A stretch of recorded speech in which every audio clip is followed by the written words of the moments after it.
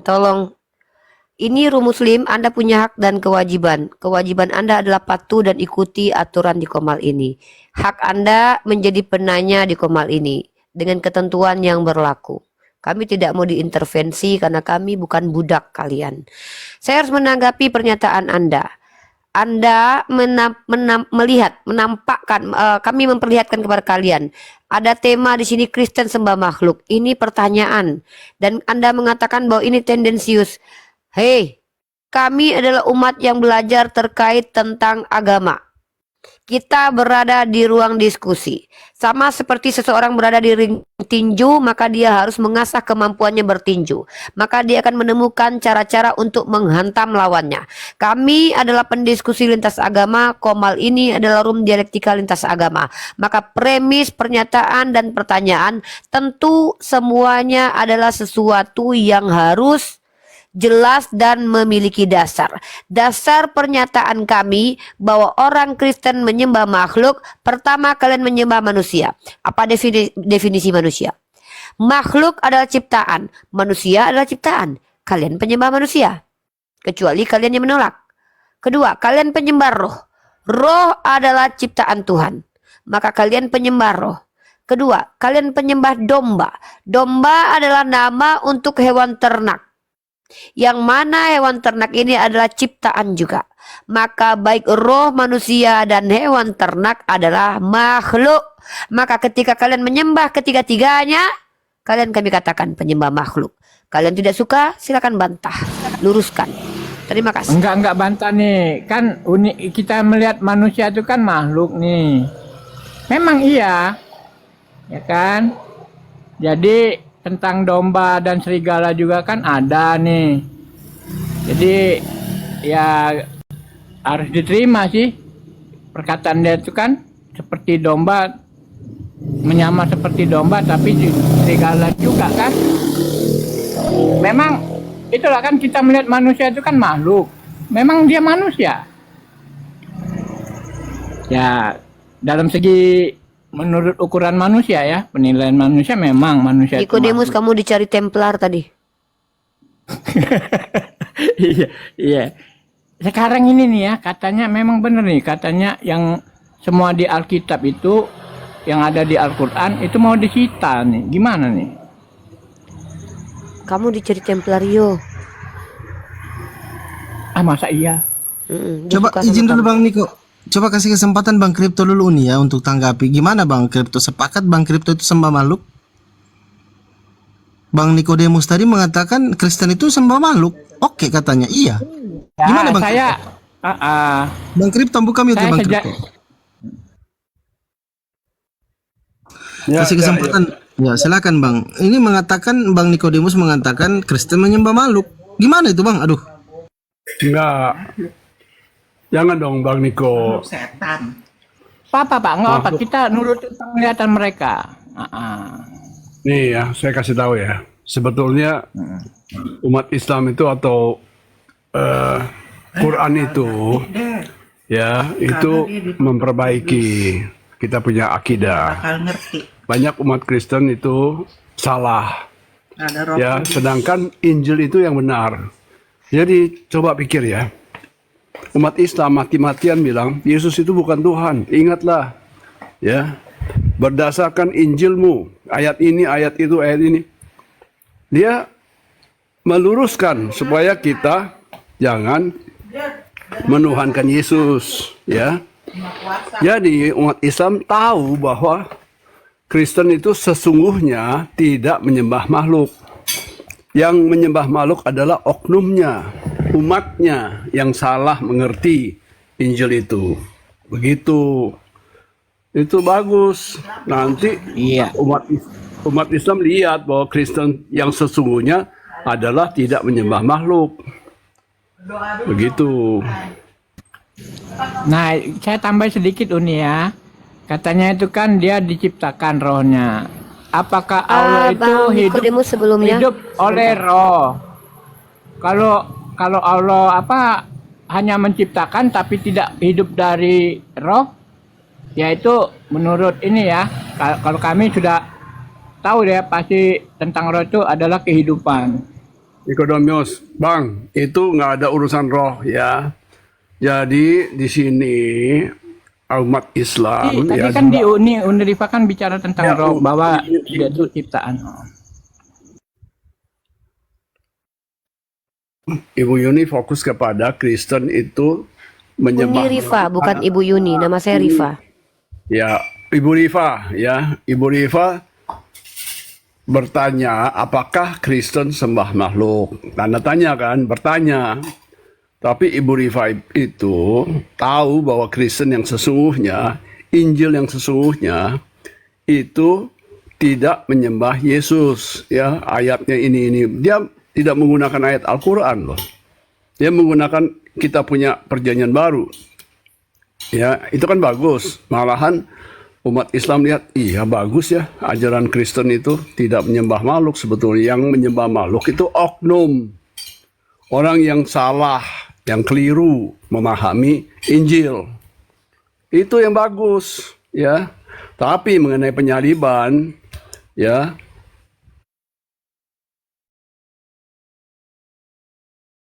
Yesus, ya. Bukan Yesus, katanya Ibu Rifa, ya.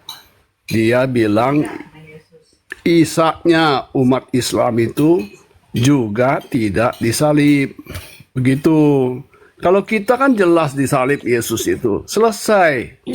Nggak usah Clear ya. Izinkan dibantah-membantah. saya menanggapi. Ya, silakan. Saya ulangi ya, Ibu kalau ingin diskusi masuk, kita diskusi baik-baik saja Bu, Bunda sayang cantik. Makan aja dulu ya. Biar Pak Kripto aja yang diskusi dengan kita. Kita ini sedang istri diskusi saya. kok. Iya, salam kenal buat istrinya Pak Kripto ya. Salam kenal, sehat selalu by the way. Baik, saya akan bacakan firman Allah Subhanahu wa taala dalam surah Ali Imran.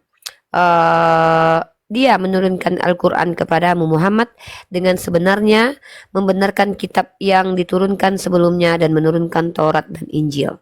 Ya, Allah mengklaim bahwa Allah menurunkan Al-Quran, membenarkan kitab terdahulu, dan juga Allah mengklaim bahwa Allah menurunkan Taurat dan Injil.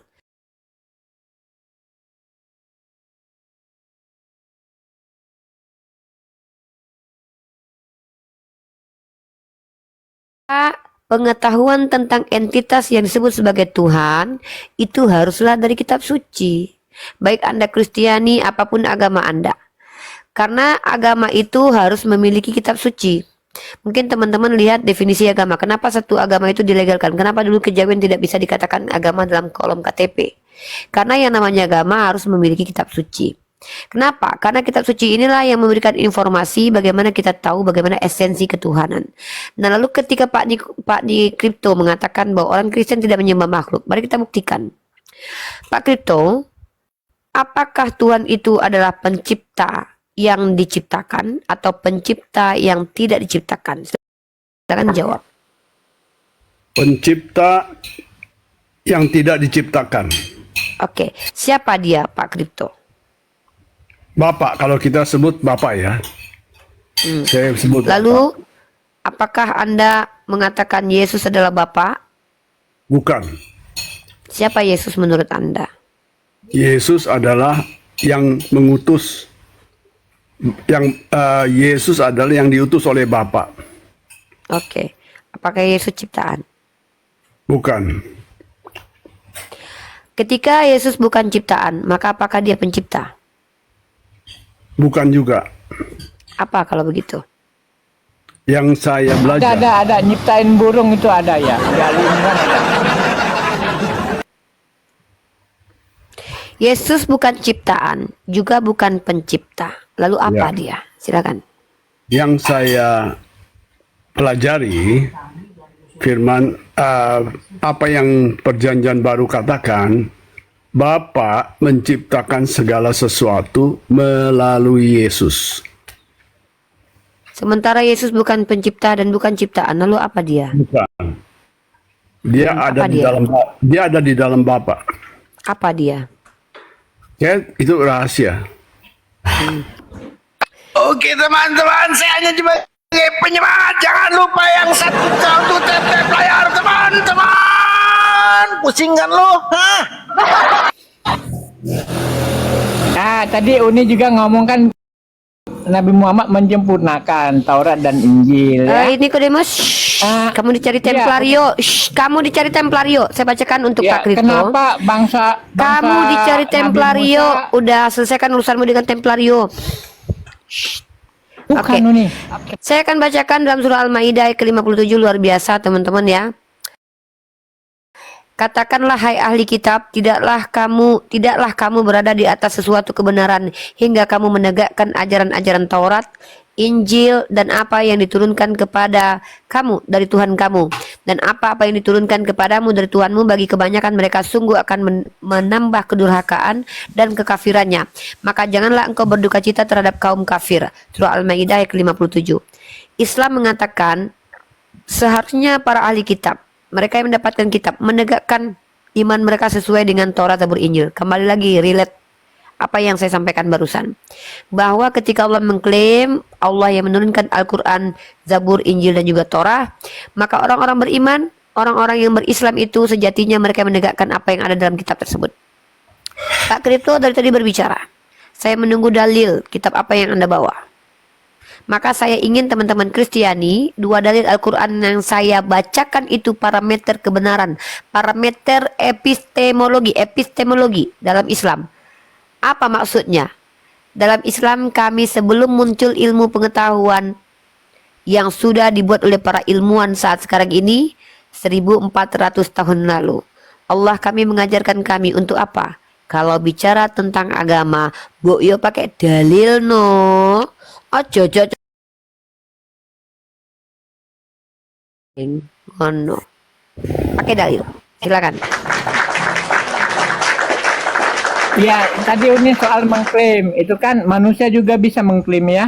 Nikodemus, kamu dicari Templario.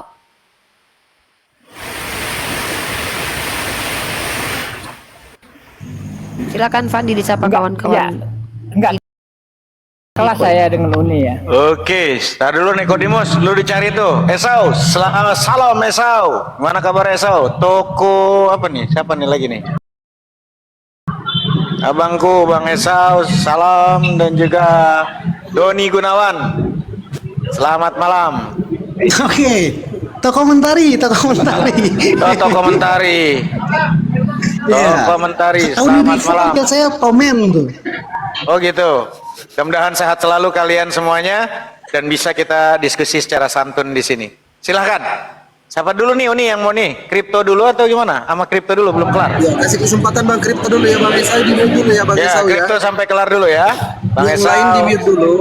Yang Ya. lain di mute dulu, tolong teman-teman yang Kristen. Ya, betul. Dan teman-teman di bawah jangan lupa komalnya biar agak kuat, kompak sambil salawat, tap-tap layar.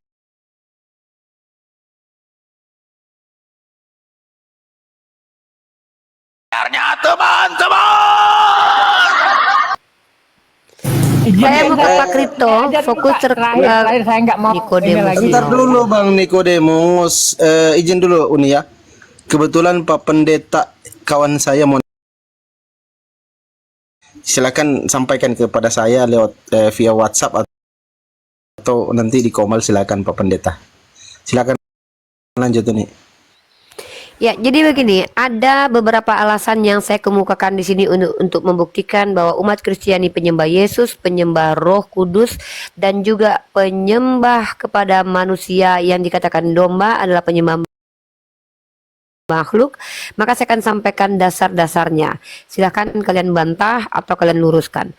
Pertama, kalian penyembah manusia yang bersilsilah. Yesus adalah manusia yang bersilsilah. Tuhan tidak mungkin bersilsilah kecuali kalian terima bahwa Tuhan kalian bersilsilah. Kedua, kalian menyembah Tuhan yang dilahirkan. Kalau memang definisi Tuhan itu dilahirkan, maka gagallah dia sebagai Tuhan. Karena yang namanya Tuhan itu tidak berawal dan tidak berakhir. Sementara Yesus dilahirkan. Kemudian kita lanjut. Yesus adalah pemimpin dan nabi. Sejak kapan definisi nabi diletakkan kepada Tuhan? Jangan coba disimpangkan sebuah definisi. Kita harus belajar ilmu semantik, ilmu linguistik, supaya tidak terjadi penyesatan. Ketika ayam secara konsensus dipercayai sebagai hewan ternak berbulu, dijadikan ayam penyet,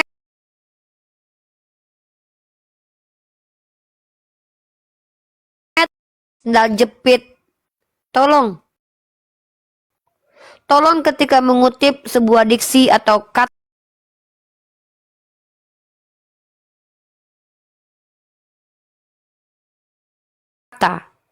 maka tolong jangan diselewengkan maknanya. Ini yang bisa menimbulkan penyesatan. Jangan kalian bilang saya cantik, saya manis. Oke? Saya manis. Jangan sesatkan umat dengan mengatakan saya cantik. Katakan saya manis, karena itu realitas. Maka tolong yang disebut dengan kebenaran adalah adanya koherensi antara klaim dengan realitas. Saya katakan saya manis. Fakta. Realitas. Konkret. Sama seperti kalian mengatakan bahwa ada sejarah Yesus disalib. Mana realitasnya? Konkretnya mana? Sama ketika kalian mengatakan bahwa kami tidak menyembah makhluk. Mana realitasnya? Mana konkretnya? Kalian penyembah Yesus adalah penyembah makhluk, kecuali kalian tidak menyembah Yesus. Pak Kripto tidak menyembah Yesus, tapi ragu dengan jawaban. Yesus pencipta bukan? Bukan. Yesus ciptaan bukan? Bukan. Lah nyempil di mana dia? Pencipta bukan, ciptaan bukan. Lah apa? Misteri. Ya udah Pak, kalau memang Yesus misteri Pak, jangan dibicarakan. Saya nggak mau membicarakan sesuatu yang misteri. Takut saya Pak, merinding bulu kuduk saya Pak. Nggak mau bicara tentang sesuatu yang misteri. Bapak pikir ini misteri Gunung Merapi? Enggak Pak. Bahaslah sesuatu yang memang Anda ketahui dari ilmu pengetahuan, bukan dari asumsi pribadi yang tidak berdasar. Saya bacakan Al-Quran yang mengajarkan saya untuk mengambil sesuatu dari literatur. Apa itu? Torah, Zabur, Injil, Al-Quran adalah wahyu Allah untuk disampaikan. Karena inilah yang disebut dengan knowledge. Knowledge bersumber dari 3 hal. Empiris, rasional, pewahyuan. 3 hal. Oke. Jadi kalau ada berdasarkan mimpi, jangan bicara di hadapan saya. Kalau bicara Anda dapat ilham, jangan bicara di hadapan saya. Kalau bicara dapat dari hantu belau, jangan bicara di hadapan saya. Saya mahasiswi.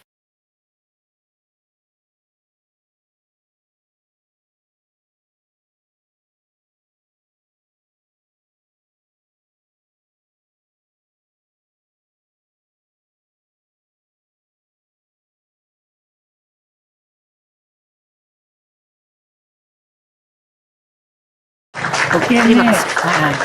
Apakah katakan ini Oh, kan Yesus dari Nikodemus.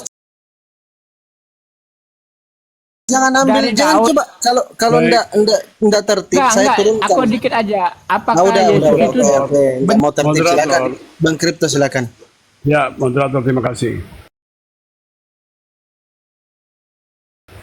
Ya, kawan-kawan umat Kristen, dengarkan baik-baik. Yesus berkata, aku keluar dan datang dari Bapa. Jadi, sebelum dia keluar, dia ada di dalam Bapa. Sebagai apa? Misteri. Tidak diungkapkan. Ya. Yesus adalah Alfa dan Omega. Artinya, dia keluar dan datang dari Bapa. Itu Omeganya ada di mana? Ada di Bapa. Yesus adalah Alfa ya, Alfa yang di Bapa. Omeganya di mana? Dia bilang, aku pergi kepada Bapakku dan Bapamu, kepada Allahku dan Allahmu. Dia kembali ke dalam Bapa. Nah, itu. Di dalam Bapa tidak ada satu Kristen pun yang tahu. Rasul pun tidak tahu. Katanya begitu. Ya. Kalau dia keluar, ya dia keluar dan datang dari Bapa sebagai apa? Sebagai firman. Tetapi di dalam Bapa tidak ada seorang pun tahu, tidak diungkapkan, misteri. Dia bukan Bapa, tapi dia di dalam Bapa. Begitu. Saya mau konfirmasi kekonsistenan saudara kita Pak Kripto. Saya mau tanya, bagi Anda Yesus manusia atau bukan? Yesus itu manusia. Ketika dia dilahirkan, dia diberi nama Yesus. Sebelum dia dilahirkan, Apa definisi manusia Pak? Singkat, padat, tidak bertele-tele. singkat. Apa definisi manusia? Seperti Ibu Rifa, seperti saya, manusia. Apakah manusia ciptaan atau pencipta? manusia adalah ciptaan. Selesai. Ya. Teman-teman, Pak Kripto menunjukkan ketidakkonsistenannya. Ketika dia percaya bahwa Yesus manusia, dan dia percaya bahwa manusia adalah ciptaan, lalu ketika kita tanya, Yesus ciptaan atau bukan? Saya tidak tahu, itu misteri. Maka Pak Kripto adalah orang yang berbantah-bantahan dengan argumennya sendiri. Bapak duduk depan kaca, bicara sendiri, dan uruslah masalah Yesus manusia, ciptaan atau bukan dengan diri Bapak sendiri. Saya tidak mau ikut campur. Dengarkan umat Kristen ya, yang ada di bawah maupun di atas ya. Ketika malaikat bernubuat kepada Maria bahwa akan lahir bagimu, ya, beri nama dia Yesus. Jadi nama Yesus itu bukan nama spesial ya. Ya, banyak orang Yahudi pada waktu itu namanya Yesus. Dan malaikat itu mengatakan berikanlah nama kepada manusia yang dilahirkan itu Yesus. Nah, mulailah nama Yesus itu digunakan buat bayi yang baru lahir itu. Jadi sebelum dia lahir namanya bukan Yesus. Ya. Itu perhatikan. Ya. Apa korelasi penjelasan Anda terkait tentang pernyataan Anda bahwa pertama Anda percaya manusia adalah ciptaan, lalu Anda percaya Yesus adalah manusia? Anda sudah menyalahi sistem hukum hakikat, esensi. Anda percaya bahwa esensi manusia ciptaan dan Anda percaya esensi Yesus adalah manusia. Lalu Anda bantahi kemudian dengan mengatakan bahwa Yesus bukanlah manusia ciptaan.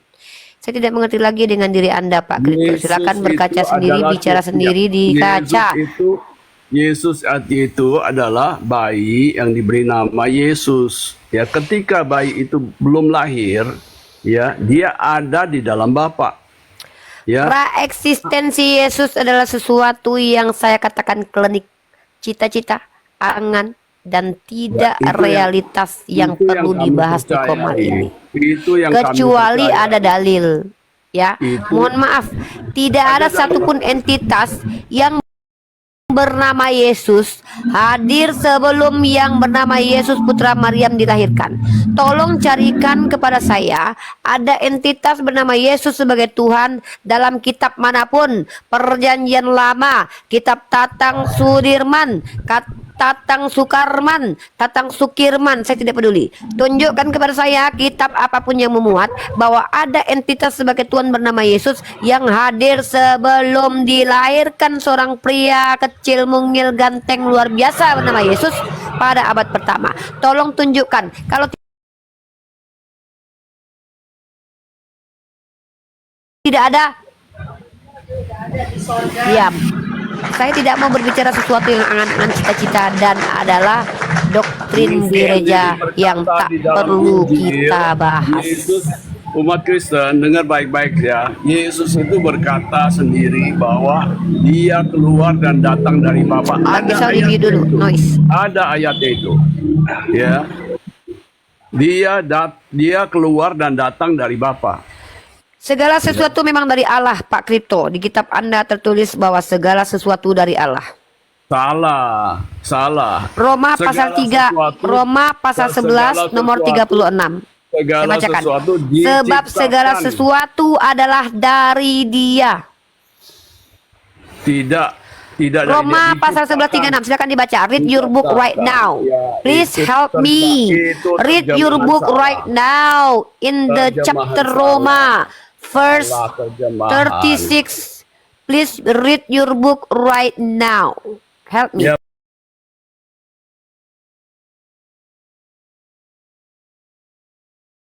Read your book right now. Bang tidak Kripto, ada air dari Tuhan, tidak Bang ada Kripto, Oh Bang my Kripto. God. Kenapa Bang Kripto? Ada apa malam ini Bang Kripto? Aduh. Berapa kali Bang? tidak ada onta Ini dulu, dari Bang Tuhan, tidak ada air dari Tuhan. Iya, Bang Kripto. Read your book right now. Esau silakan, ada yang mau disampaikan Esau. Kasih kesempatan dulu Bro Esau. Silakan ngomong Bang Esau. Kenapa mikrofon saya ditutup-tutup? Ya. Begini. Matahari Ya, bukan dari Tuhan. Read your book right now in the chapter Roma, verse 11. Berasal dari Tuhan. Berasal maksudnya diciptakan oleh Tuhan, bukan dari Tuhan. Baik, izin Uni, izin Edi. Oke, saya turunkan dulu kawan-kawan yang noise berisik dan tidak jelas ini ya. Mohon maaf. Coba saya kasih kesempatan Bang Toko komentari. Ada yang mau disampaikan? Silakan Pak Pendeta Jerry Bololo kalau mau naik. Saya sapa dulu teman saya Uni ya. Ini kebetulan beliau naik, Pak Pendeta Jerry Bulolo. Selamat malam Pak Pendeta. Selamat malam. Malam, brother Ya, Andi. apa kabar ini, brother? Apa kabar, brotherku? Lihat, Oke, di mute dulu Pak Pendeta ya. Nanti sebentar saya kasih kesempatan Pak Pendeta ya. Selamat datang Pak Terkhusus. Pendeta, salam kenal, salam hormat, semoga sehat selalu. biar lebih enak dipanggil Jerry saja, nggak apa-apa. Oh, Oke, siap. panggil Pendeta abang Jerry. atau adek? Pendeta Jerry. Adik abang boleh. Adek. Adek Jerry, silakan adek Jerry.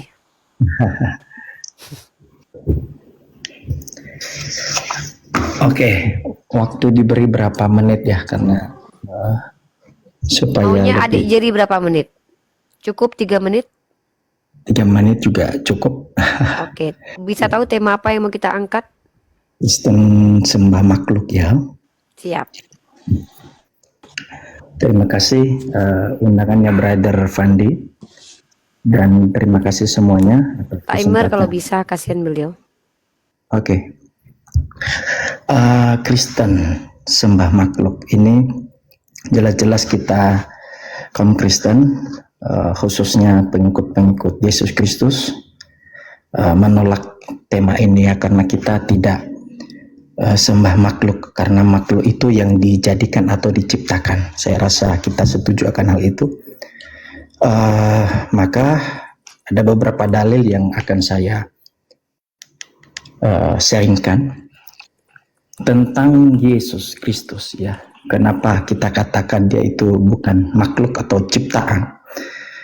Karena kalau kita merujuk kepada kristologi atau tentang Yesus Kristus ya, perlu kita pahami terlebih dahulu Yesus Kristus dalam bahasa Ibrani ditulis Yeshua HaMashiach.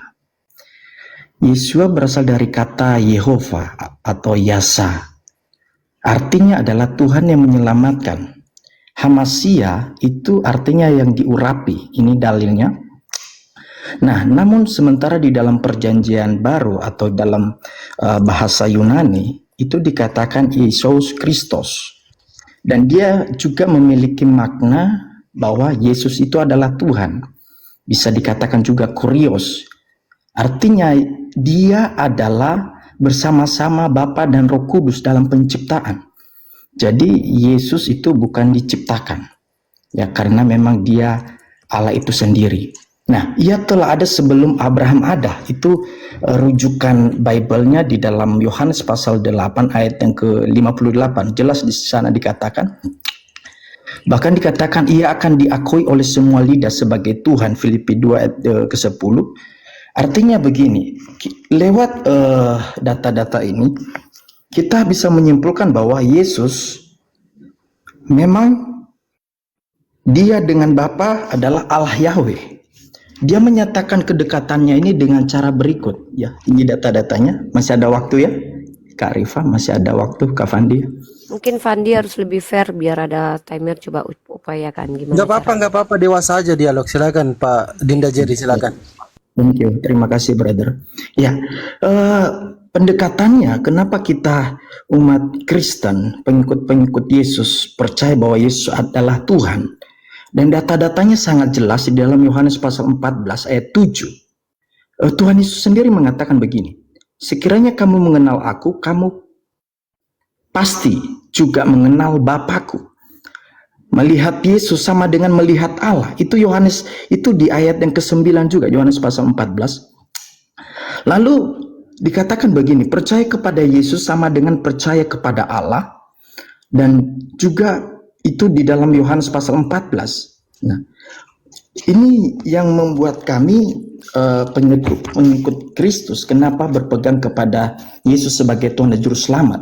Dan keyakinan keistimewaan kekristenan yang kami pegang adalah ketika kami menerima Yesus sebagai Tuhan dan Juru Selamat kami, maka ada jaminan yang pasti ketika nanti kami tiada di dunia ini, ya, kami pasti masuk surga, ya. Kurang lebih seperti itu karena sudah ada timernya. Oke, terima kasih. Itu tanggapan dari saya. Terima kasih, Karika. Brother Banyak Fandi. poin yang harus ditangkap di apa yang Anda sampaikan, tapi saya ingin ke tema kita bahwa Anda adalah penyembah makhluk. Tolong berikan poin dari apa yang Anda sampaikan tadi. Silakan poinnya. Iya, poinnya adalah kita bukan menyembah pencipta. Artinya dikatakan makhluk itu kan kalau definisinya dijadikan atau diciptakan, benar ya? Itu definisi dari makhluk. Artinya kita tidak menyembah makhluk. Kita menyembah Yesus Oke, yang terima kasih. merupakan pribadi Allah itu Clear. sendiri. Izin Oke. waktu saya di reset. Ya. Saya sejauh yang saya dengarkan dan saya simak karena saya tidak sempat catat karena Anda berbicara saya tidak bisa catat. Saya akan catat nanti poin-poin penting. Pertama, saya mengatakan kalian penyembah makhluk sesuai dengan definisi. Makhluk adalah ciptaan, manusia adalah ciptaan. Sepakat tidak Pak Jerry? Jawab singkat. Pak Jerry. Iya. Saya dan Oke. Karisa menciptakan. Oke, manusia adalah ciptaan dan Yesus adalah manusia. Anda sepakat? Iya, Yesus. Maka dengan definisi itu Anda adalah penyembah makhluk. Yesus adalah manusia, manusia adalah makhluk. Maka Yesus Anda sembah, dia adalah makhluk. Anda penyembah makhluk. Clear? Clear argumen saya. Oke, saya tanggapi penjelasan Anda. Nanti tanggapi itu. Siap. Anda mengatakan barang siapa melihat Allah Bapa maka melihat Yesus. Barang siapa percaya kepada Bapa percaya kepada Yesus. Pak, baca Yohanes pasal 12 ayat 44. Tetapi Yesus berseru kepada mereka, katanya, barang siapa percaya kepadaku, ia bukan percaya kepadaku, tetapi kepada Dia yang telah mengutus aku. Ya, artinya ketika siapapun percaya kepada perkataan Yesus, itu bukan percaya kepada Dia, karena bukan Dia yang berkata-kata, melainkan Dia menyampai firman. Dalilnya mana? Ulangan 18:18 dan Bilangan pasal 12 ayat 6. Esensi seorang nabi adalah firman Tuhan diletakkan di mulutnya, bukan malah menjadi firman. Ya, kemudian Matius pasal 10 nomor 40. Barang siapa menyambut kamu, ia menyambut aku. Barang siapa menyambut aku, ia menyambut Dia yang mengutus aku. Kalau Anda katakan ketika Filipus melihat Yesus maka dia melihat Bapa, maka seharusnya diksi Yesus di sini mengatakan murid-murid juga adalah Bapa. Kenapa? Barang siapa menyambut murid sama dengan menyambut Yesus. Barang siapa menyambut Yesus sama juga menyambut Bapa. Barang siapa melihat Yesus melihat Bapa, maka apakah Anda mau mengatakan Bapa adalah manusia berkelamin? Silakan dijawab. Maka saya katakan ketika kalian menyembah kepada Yesus, sesungguhnya kalian adalah penyembah makhluk. Karena kalian penyembah manusia. Saya ulangi sekali lagi diksi ini. Pertama, ketika Yesus berkata kepada Filipus, barang siapa melihat aku, maka telah melihat Bapa. Kenapa kalian tidak mengatakan muridnya juga sebagai Yesus ketika Yesus berkata, barang siapa menyambut muridku adalah menyambut aku. Dan barang siapa menyambut aku, menyambut Bapakku. Kenapa kok berubah? Kenapa berbeda pemahamannya? Ya, tolong dijelaskan apa yang dimaksud dengan barang siapa yang melihat Yesus maka dia melihat Bapa. Karena konsekuensinya kalau tidak ada penjelasan saya bisa menyimpulkan bahwa Bapa adalah manusia berkelamin. Terima kasih.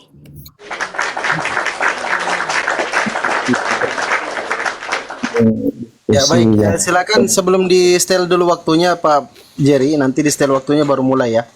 Nanti pas ditekan waktunya jalan langsung mulai. Silakan Bang, Pak Pendeta Jerry. Oke. Kenapa Tuhan Yesus atau Yesus mengatakan demikian? Karena ini berbicara mengenai Tritunggal, ya. Maka landasannya adalah Filipi 2 ayat 6. Yang harus kita pahami di sini adalah di mana firman Tuhan mengatakan begini. Yang walaupun dalam rupa Allah tidak menganggap kesetaraan dengan Allah itu sebagai milik yang harus dipertahankan. Nah, Tuhan Yesus berkata demikian, itu dia sedang berbicara sebagai identitasnya yaitu manusia sejati. Karena kalau kita berbicara Tritunggal, makanya kan dikatakan Allah Bapa berfirman, firman itu menjadi manusia. Artinya itu menunjukkan secara tidak langsung bahwa dia itu setara dengan Allah, karena memang dia pribadi Allah itu sendiri. Maka kalau kita berbicara mengenai di mana tadi Matius pasal yang ke Matius, sorry, mau klarifikasi. Matius yang pasal 10 ayat 40, barang siapa menyambut kamu, ia menyambut aku, dan barang siapa menyambut aku, ia menyambut dia mengutus aku. Apa perbedaan kata dengan perkataan Yesus? Barang siapa yang melihat aku, maka telah melihat Bapa. Nah, maka yang saya tanya, apa maksud barang siapa melihat Yesus, maka melihat Bapa? Apakah sama ketika Anda mengatakan bahwa Bapa itu manusia berkelamin disunat hari ke-8? Silakan dijawab. Iya, jadi artinya ini kenapa ada kalimat demikian? Karena memang Yesus itu adalah Allah itu sendiri. Barang siapa melihat Yesus sama dengan melihat Bapa, melihat Allah. Maka Jadi- Yesus adalah Bapa. Jadi Yesus bukan Bapa. Jadi Barang begini, siapa melihat Yesus melihat Bapa, tapi Yesus bukan Bapa. cara memahaminya Explain to begini. me right now.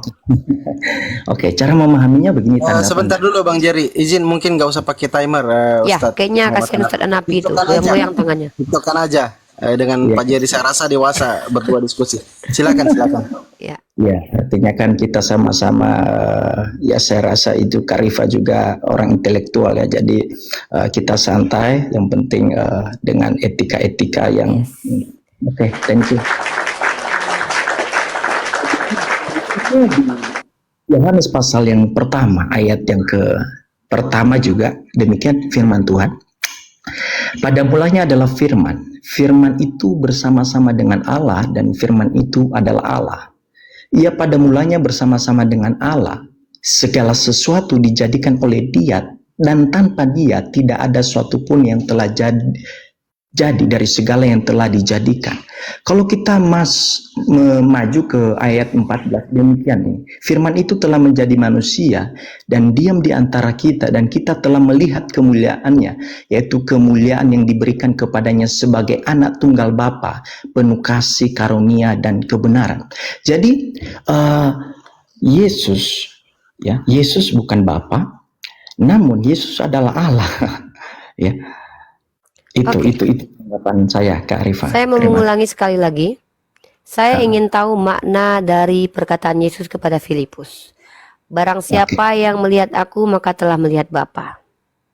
Apakah Yesus adalah Bapa? Konfirmasi saja. Ya, jawabannya Yesus bukan Bapa, tapi Yesus adalah Terima Allah. kasih. Oke. Maka diksi ketika Yesus berkata barang siapa melihat aku maka melihat Bapa, ini bukan makna zahir. Sama seperti dalam Matius pasal 10 nomor 40. Ketika Yesus berkata, barang siapa menyambut kamu, maka sesungguhnya telah menyambut aku. Barang siapa menyambut aku, maka dia telah menyambut Bapa. Orang yang punya kognitif harusnya paham diksi ini.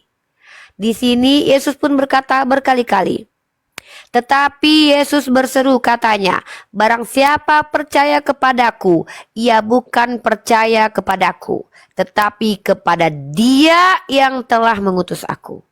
Saya pikir kalau kita punya kognitif yang sehat, kita paham. Tanpa ditafsir pun kita paham. Bahwa di sini Yesus sedang menegaskan bahwa apa yang dia sampaikan sebenarnya adalah perkataan Tuhan. Ketika percaya kepada perkataan Yesus, sesungguhnya percaya kepada penciptanya dan yang mengutus dia. Sama narasinya kurang lebih seperti Al-Quran. Taat kepada Allah dengan taat kepada Rasul. Taat kepada Rasul dengan taat kepada ulil amri. Apakah kami menuhankan ulil amri? No. Artinya brother, kalau kita merujuk bahwa tema kita orang Kristen penyembah makhluk, itu nyata adanya kalau Anda menyembah kepada manusia yang bernama Yesus. Maka konfirmasi saja brother, Anda penyembah manusia bernama Yesus atau bukan? Silakan dijawab. Iya. Saya menyembah Yesus. Nah, konteks Matius 10 ayat 40 tadi mengatakan bahwa barang siapa menyambut kamu, ia menyambut aku, dan barang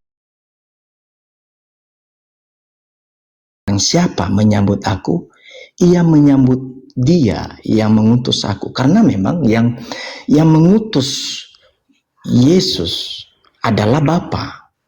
Jadi ini maknanya di sini kalau kita merujuk, kita memakai penafsiran yang akal kita tunduk kepada Bible, maka ini Yesus sedang berbicara menunjukkan dirinya bahwa kalau engkau percaya kepada Allah sama dengan engkau percaya kepadaku sebagai penyelamatmu.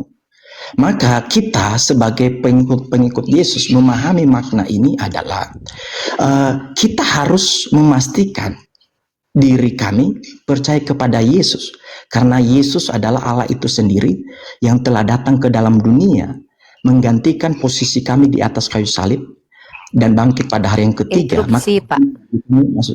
Masuk surga. Saya boleh konfirmasi nggak? Iya, silakan. Yesus adalah Allah yang menjadi manusia, betul? Iya. Yohanes pasal 1 nomor 14, yang jadi manusia firman Allah atau Allah, Pak? Jadi begini, kalau kita itu ayat 14, firman itu telah menjadi manusia. Tetapi ingat, di ayat yang pertama dikatakan pada mulanya adalah firman. Firman adalah Allah. Firman itu bersama-sama dengan Allah. Jadi Firman adalah Allah. misalnya saya berbicara kepada Kak Rifa, yang kalimat saya ini berkata-kata, maka ya karena ini saya sendiri ya, bukan Kak Rifa. Kata-kata Anda adalah Anda. Iya. Kata-kata Dari Anda saya. terdengar di Bintaro. Anda di Bintaro sekarang? Saya di Sulawesi Utara, Kak Rifa. Kata-kata Anda terdengar di ruangan di Bintaro. Iya. Anda tidak berada di Bintaro. Maka saya pastikan di Bintaro hanyalah suara Anda, bukan Anda. Maka tidak bisa dikatakan suara Anda adalah Anda. Tapi itu tidak? bukan Kak Rifa, tapi itu suara saya kan? Suara yang didengar di ruangan kamar Bintaro ini adalah suara Anda, bukan Anda yang berada di Bintaro. Sepakat tidak? Iya, suara saya berasal Maka dari suara Anda. ya sudah, Suara yang berasal dari Anda, apakah Anda? Tangan Anda, apakah Anda, Pak? tangan saya ya, Yes. karena memang tangan saya bagian dari saya. Saya bertanya bukan bagian. Bagian itu diksi lain, Pak. Tangan Anda, apakah Anda, Pak? Tangan saya Apakah tangan Anda adalah Anda atau hanya sekedar tangan Anda? Ada dua diksi, Pak. Tangan Anda dan Anda. Ketika tangan Anda adalah Anda, ini sudah berbeda makna. Maka saya konfirmasi. Ketika firman adalah yang berfirman, maka apakah tangan Anda adalah Anda? tangan saya bagian dari saya. Good. Dari Tangan Anda adalah bagian dari Anda, tapi bukan Anda, karena Anda tidak sebagian. Kalau Anda sebagian, maka tidak bisa dikatakan Anda. Kalau Anda hanya sebagian, maka dikatakan potongan mayat. Oke, korelasinya dengan Yesus. Pada mulanya firman, firman bersama Allah, dan ternyata firman adalah Allah. Logika mana ini? Ini adalah himne Plato menurut Santo Agustin. Karena ini adalah produk filsafat, maka tidak bisa dimaknai harfiah, Pak. Sama ketika saya berbicara, saya membuat buku, buku itu adalah saya. Maka maksudnya adalah ketika orang membaca buku, orang bisa mengerti bagaimana karakteristik saya, Pak. Bukan berarti saya menjelma menjadi buku. Tapi saya adalah karakteristik saya bisa terjuantahkan dalam buku. Produk filsafat jangan dimaknai harfiah. Kecuali Anda mau menabrak logika sederhana. Firman dari kata firman artinya dekrit dan keputusan. Apakah keputusan presiden adalah presiden? Silakan dijawab.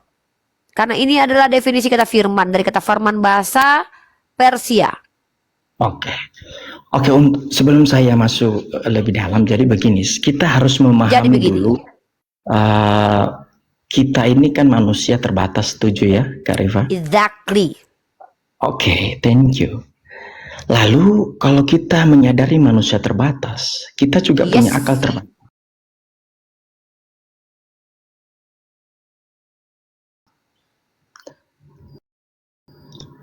untuk bisa memahami Allah yang tidak terbatas itu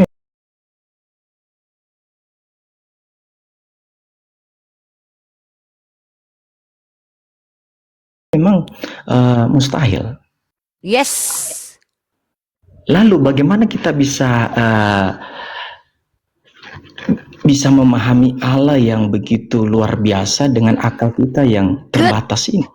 Maka Mantap. yang harus kita pahami adalah kita harus menundukkan akal kita Sepakat.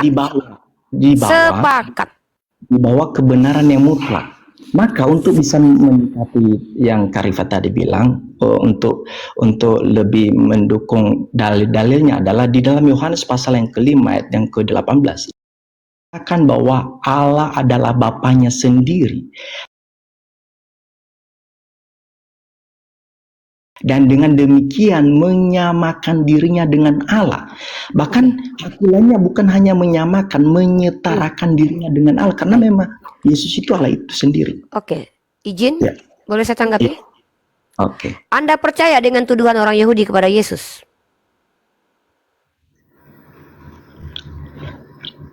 Jadi mereka menuduh. Saya tanya, Anda percaya kepada tuduhan orang Yahudi yang mengatakan Yesus penghujat Tuhan? Anda percaya? Iya, mereka memang mengatakan demikian. Maka kematian Yesus di tiang salib sebagai hukuman bagi penghujat Tuhan menurut imamat itu adalah peristiwa yang dibenarkan. Maka betullah Yesus mati terkutuk karena menghujat Tuhan. Menurut orang Yahudi. Maka tuduhan orang Yahudi bahwa laki-laki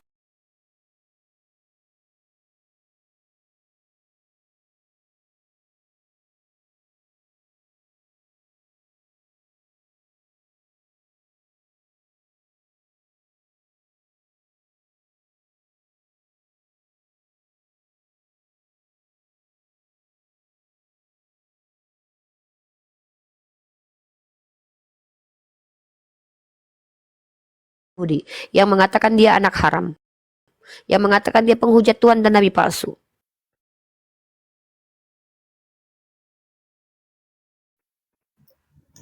Kenapa?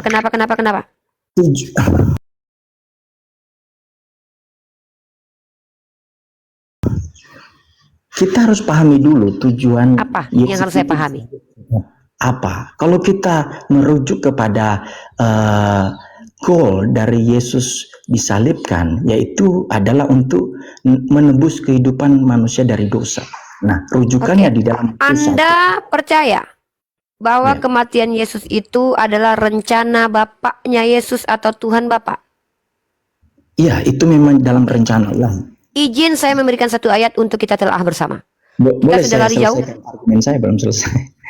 Boleh? Oke. Kalau kita melihat bagaimana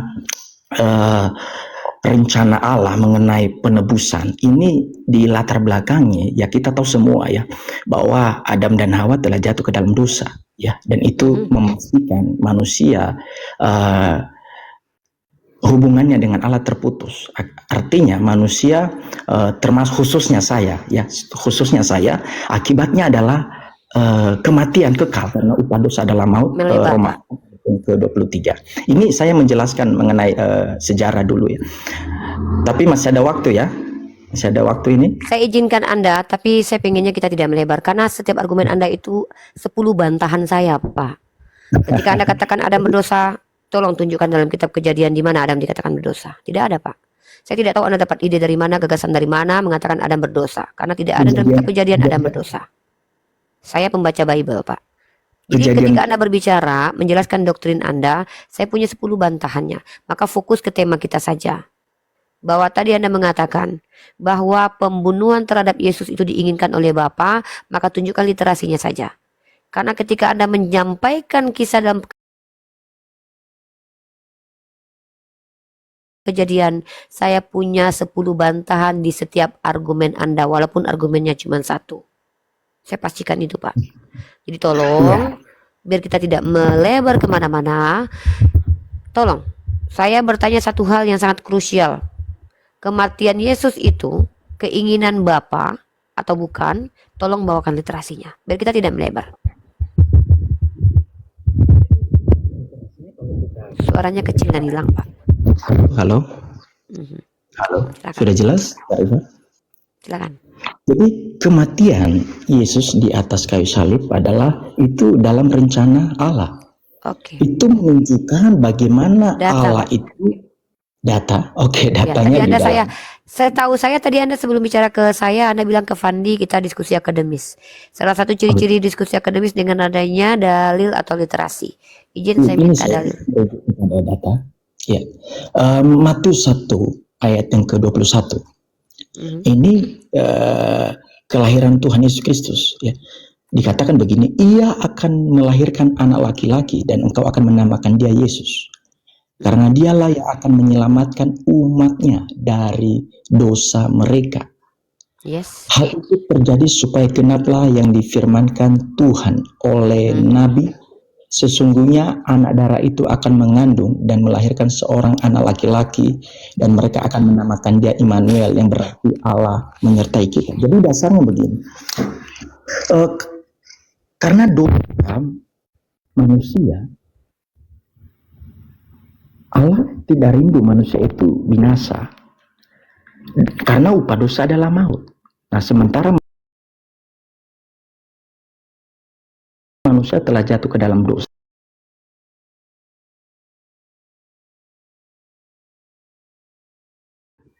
sampai mati di atas, itu rencana Allah.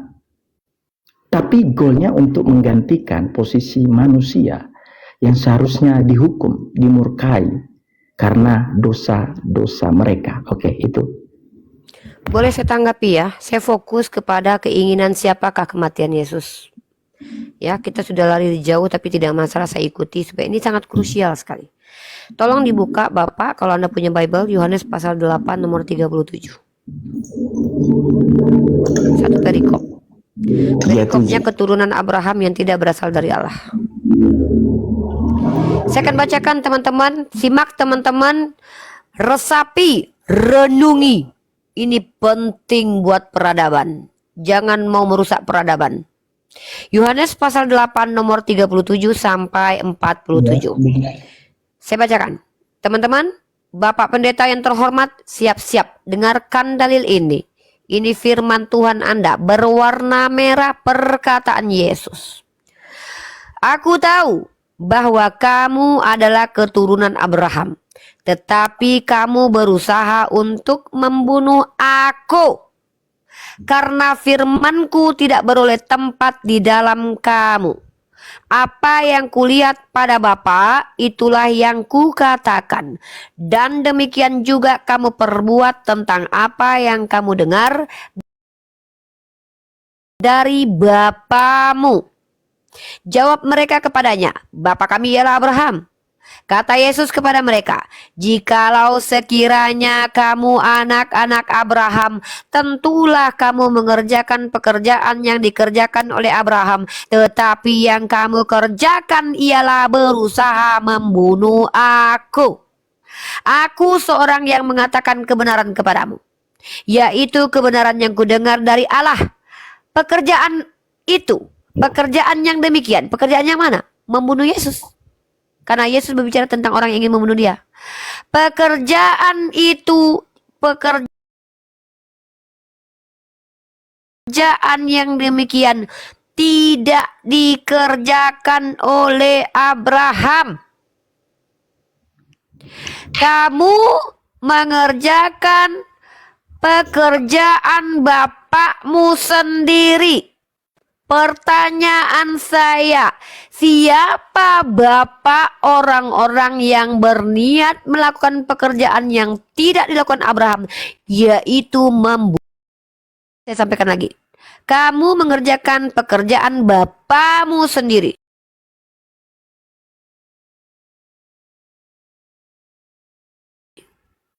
Jawab mereka, kami tidak dilahirkan dari zina, Bapa kami satu, yaitu Allah. Kata Yesus kepada mereka, jikalau Allah adalah Bapamu, kamu akan mengasihi aku. Sebab aku keluar dan datang dari Allah, dan aku datang bukan atas kehendakku sendiri. melainkan dialah yang mengutus aku. Apakah sebabnya kamu tidak mengerti bahasaku? Sebab kamu tidak dapat menangkap firmanku. Iblislah yang menjadi bapamu, dan kamu ingin melakukan keinginan-keinginan bapamu. Ialah pembunuh sejak semula. Jadi kalau kita lihat dari konteks ayat ini, batuk kemenangan dulu, bahwa ternyata yang menginginkan kematian Yesus, menurut Yesus bapaknya adalah iblis. Kenapa Pak Pendeta yang ganteng, adekku Pak Jerry Bulolo, Anda mengatakan bahwa yang menginginkan kematian Yesus adalah bapaknya? Sementara kata Yesus, jikalau bapakmu adalah Allah, kamu tentu mengasihi aku. Oke, Kenapa kalian malah menikmati kematian Yesus, saudara-saudara? Maaf, saya bercanda ya. Saya tidak mau kita terlalu tegang, brother ya. Silakan. Terima kasih, Kak Rifa. Yes. Konteks ini sebenarnya berbicara. Konteks, silakan. Kita harus kembali ke konteks karena ini ayat ini nggak berbicara dengan sendiri berdasarkan tafsiran manusia atau akal manusia. Ini Yohanes pasal yang ke-8 ayat yang ke-37 dan seterusnya. Tuhan Yesus sedang berbicara mengenai orang-orang Yahudi yang tidak percaya kepada akan rencana Allah, bagaimana Yesus itu sendiri ya datang ke dalam dunia untuk mengerjakan rencana Allah dengan dia menderita, disalib ya, mati di atas kayu salib dan bangkit pada hari yang ketiga. Tujuannya adalah untuk menyelamatkan orang-orang Yahudi khususnya yang hidup dalam dosa. Dan ini yang Tuhan Yesus ajarkan kepada mereka. Tuhan Yesus menunjukkan dalam konteks ini, hai kamu orang-orang Yahudi, percayalah kepadaku. Karena hanya dengan percaya kepadaku, maka dosa-dosamu diampuni. Nah, karena mereka tidak percaya kepada rencana Allah, ya, lewat karya yang dikerjakan oleh Tuhan Yesus sendiri. Di ayat yang ke-44, Kak Rifa sudah mengatakan tadi, karena mereka tidak percaya kepada Yesus sebagai Tuhan dan Juru Selamat mereka, maka Yesus sendiri mengatakan kepada mereka, iblis saya menjadi bapamu, dan kamu ingin melakukan keinginan-keinginan bapamu. Ia adalah pembunuh manusia sejak semula dan tidak hidup dalam kebenaran. Ini tidak merujuk kepada Yesus yang dibunuh di atas kayu salib, bukan, konteksnya bukan itu. Kita harus paham itu dengan betul dulu. Maka nggak ada namanya cocokmologi, ya, ya kurang lebih seperti itu, ya. Saya turun dulu, kurang lebih seperti itu, Brother Fandi, Kak Rifa, terima kasih semuanya, karena saya ada tugas. Oke, my brother Jerry Bulolo, terima kasih atas diskusi yang luar biasa ini ya. Mohon maaf terima kalau mungkin saya kasih. terkesan. Ya, saya di sini adalah seorang yang sedang berusaha diskusi akademis ya. Diskusi akademis itu maksudnya kita pakai literasi. Pemahaman Anda itu penting kami ketahui, karena bagi saya berdiskusi dengan personal Kristen itu keniscayaan. Kenapa? Karena memang teman Kristen ini berbeda-beda. Pendapatnya berbeda-beda. Jadi saya harus berdiskusi dengan orang Kristen berbeda-beda juga, karena tidak ada satupun yang sama setelah 6 tahun saya diskusi. Tapi terima kasih atas wawasan yang Anda sampaikan. Keimanan Anda dan doktrin Anda adalah hak milik Anda. Tapi kembali lagi, dalam ranah akademis, ketika berdiskusi pakai data dan logika juga tidak boleh dimatikan, karena namanya kita sedang berdialektika, kecuali memang dialektika menggunakan asumsi. Yes, tidak masalah. Ya, oke. Terima kasih by the way untuk Pak Pendeta Jerry. Mohon maaf kalau ada kata-kata saya yang salah ya. Saya juga minta maaf kalau ada salah kata. Teman-teman ada yang nulis ini, saya kabur, saya tidak kabur ya, karena saya sudah janji. Jangan biarkan netizen dengan segala kebenaran menurut persepsi mereka. Terpengaruh di bawah, Bang Jerry. Kita biasa Jangan saja. terpengaruh. Jangan Saya aja sering begitu. dibilang manis sama netizen, saya nggak masalah loh Bang. Brother Andi, Rifa, makasih banyak semuanya. Siap, Bang Jerry. Sukses selalu, Ya, sehat selalu, Bang Jerry. sehat selalu, sukses selalu, semangat selalu, Pak Pendeta. Kalau perlu bertanya tentang Islam, tanyakan kepada saya dan Ustadz Anafi ya. Kalau Anda bertanya ke saya, Ustadz Anafi yang menjawab. Begitu caranya. Ya, oke, terima kasih. Ya, Lanjutkan. siap, Bang Jerry. Sukses selalu, Bang Jerry. Ya.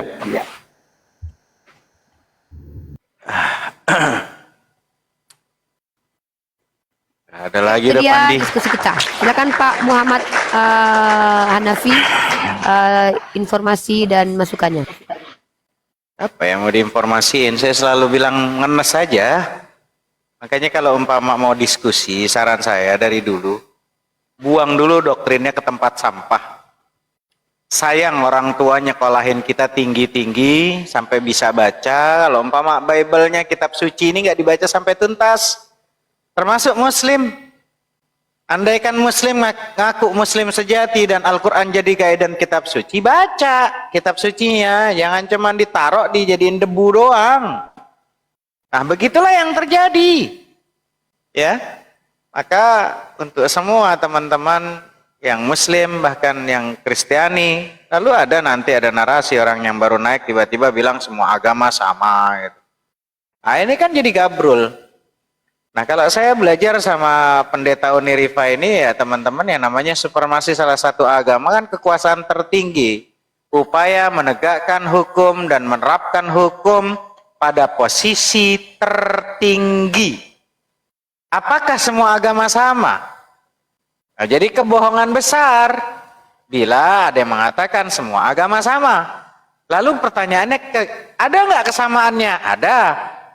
Ya, ketidaksamaannya banyak, lebih banyak gitu loh. Makanya kalau dalam hal diskusi itu ya harus setuju dulu bahwa satu agama kitabnya ini harus 100% benar, kan gitu. Nah, itu harus setuju bahwa satu kitab agama itu harus 100% benar. Baik yang ngaku Wedanya, Tripitakanya, Hindu dan Budanya ya harus ngaku 100% firman Tuhan. Termasuk Bible-nya. 100% harus firman Tuhan, termasuk Al-Qur'annya harus 100% firman Tuhan. Apa yang sama di antara kitab-kitab suci ini? Kita bahas. Yang berbeda ya nanti kalau udah ada Kristennya. Kita harus setuju semua kitab agama memerintahkan untuk mengimani Tuhan yang Esa. Semua kitab. Ya, semua kitab memerintahkan untuk mengimani Tuhan yang Esa. Sepakat dulu? Ya, baik Buddha, Hindunya, Kristennya, bahkan Muslimnya. Kita lihat apakah ada kesamaannya. Bible, kitab Ulangan 6 ayat 4, dengarlah hai Israel, Tuhan kita adalah satu. Yesus ditanya, apakah perintah yang utama? Gospel Markus 12:29, silakan baca.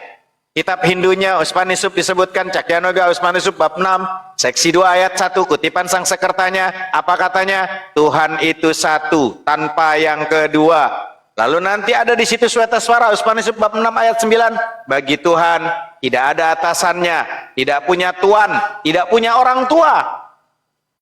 Swetaswara Uspanishub bab 4 ayat 19-nya, Natasha prima asti, baginya tidak ada gambarannya. Nah, lalu nanti ditanya sampai ke Al-Quran, Qul huwallahu ahad, katakan Tuhan itu Esa, Allahus samad, lam yalid wa lam yulad wa lam yakul lahu kufuwan, ila akhir ayat. Ada kesamaannya. Baru kalau kita memang disekolahkan untuk membaca, cari. Kalau perlu kayak di Al-Quran, hatam Al-Quran gitu loh. Kayak Unirifa sering dia hataman yang namanya hataman kitab Bible-nya. Pandi sering hataman Tripitakanya, kitab Budanya juga begitu teman-teman. Biar menemukan kebenaran itu. Jangan nyari pembenaran, cari kebenaran. Sayang-sayang sekolah ini disekolahin, ayah udah banting tulang, ibu udah luar biasa melahirkan kita, disekolahkannya supaya nggak dibohongin orang, supaya baca kitab sucinya, baca sampai kelar, jangan cuman seperti kerbau yang dicucuk hidungnya ke kanan, ke kiri. Apa bedanya lalu sama binatang? Kita manusia dikasih akal yang sempurna untuk berpikir. Makanya kalau di Al-Quran, afala ta'qilun, afala tatafakkarun. Kenapa kamu tidak gunakan akal kamu? Kenapa kamu tidak mau berpikir? Justru ada Unirifa, ada saya, ada Fandi di sini hadir untuk setidaknya sebagai rasa cinta Ar-Rahman Ar-Rahim, kasih sayangnya Allah dilimpahkan kepada kita untuk bisa edukasi ke teman-teman. Apakah kalian menyadari siapakah sesungguhnya Sang Maha Segala-galanya? Itu bahkan kami tak peduli Anda mau menyembah sendal jepit Anda mau menyembah kancing baju Anda, tapi setidaknya yuk ngobrol, apakah akalnya sampai di situ? Cuman mengiyakan saja tanpa harus melihat kebenaran, sudut pandangnya, dari mana tolak ukurnya, kitab sucinya. Lah kalau kitab sucinya aja berantakan, gimana nanti umatnya tambah amburadul? Dasar tuyul agama koplak. Lanjut teman-teman.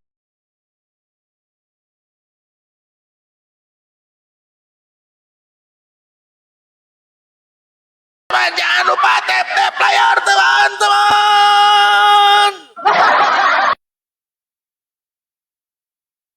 Baik, saya ambil alih sebentar ya. Teman-teman yang baru gabung, Assalamualaikum warahmatullahi wabarakatuh.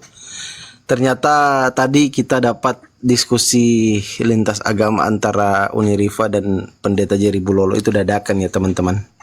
Tadi itu dialog dadakan. Jangan lupa teman-teman Kristen yang mau naik, kalau bisa di typing dulu, saya Kristen bang, mau naik, mau bertanya, silakan. Nanti kawan-kawan Kristen dikasih kesempatan VIP untuk bertanya kepada Uni dan Ustadz Muhammad Hanafi. Bebas ya bertanyanya, tetapi ingat, ketika bertanya menguraikan kebencian berdasarkan ketidaktahuan, saya akan buang di tempat sampah terdekat. Silakan kawan-kawan Kristen naik, kirim permintaan, typing saya Kristen mau bertanya tentang Islam. Saya kasih kesempatan sampai Yesus Kristus turun untuk yang kedua kalinya. Silakan. Iya, Fandi sedikit kabar gembira buat teman-teman netizen YouTube.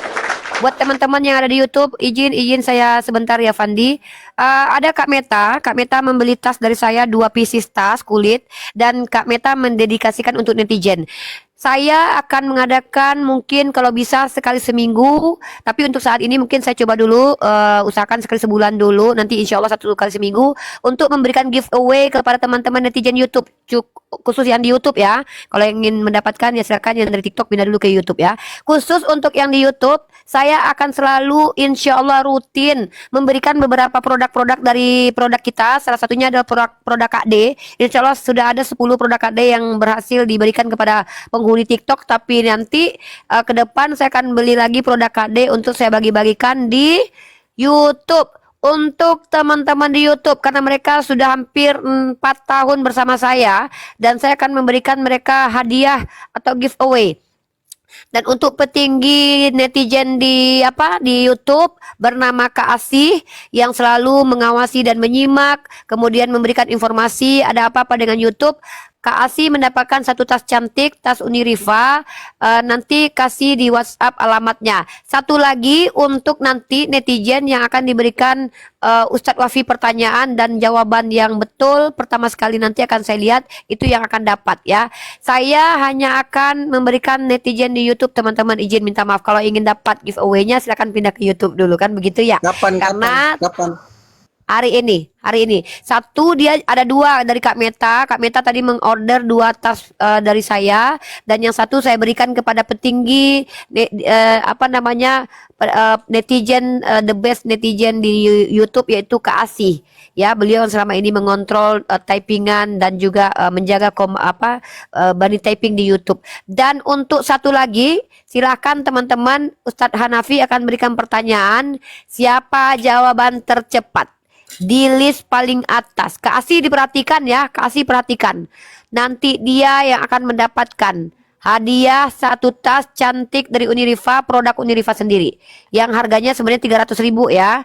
Nah, tolong nanti Ustadz Hanafi berikan 1 pertanyaan yang bisa dijawab sama mereka, saya akan pantau. Kak Asih tolong kasih tahu ya, WhatsApp saya siapa nama, screenshotkan nama yang pertama sekali menjawab dengan benar pertanyaan dari Ustadz Hanafi. Monggo Ustadz Hanafi, kita memberikan kebahagiaan kepada teman-teman netizen yang ada di YouTube. Silakan. Insya Allah akan sekali seminggu saya akan membagikan skincare, tas Uniriva. Kalau nanti ada cemilan Bang Riko mualaf ya, atau saya sama-sama kita berkontribusi untuk menaikkan perekonomian umat juga. Antum yang jualan silakan beli, saya akan beli jualan antum misal, nanti saya akan bagikan lagi kepada netizen. Silakan mau jual apa, jual jilbab atau jual apa. Dan untuk produk saya sendiri adalah tas. Insya Allah nanti jilbab, pakaian akan saya bagikan menjadi giveaway untuk teman-teman yang ada di YouTube. Karena teman-teman sudah menemani saya kurang lebih 5 tahun, Masya Allah, Barakallah. Silakan Ustadz Hanafi dibantu saya untuk berikan satu pertanyaan untuk netizen YouTube.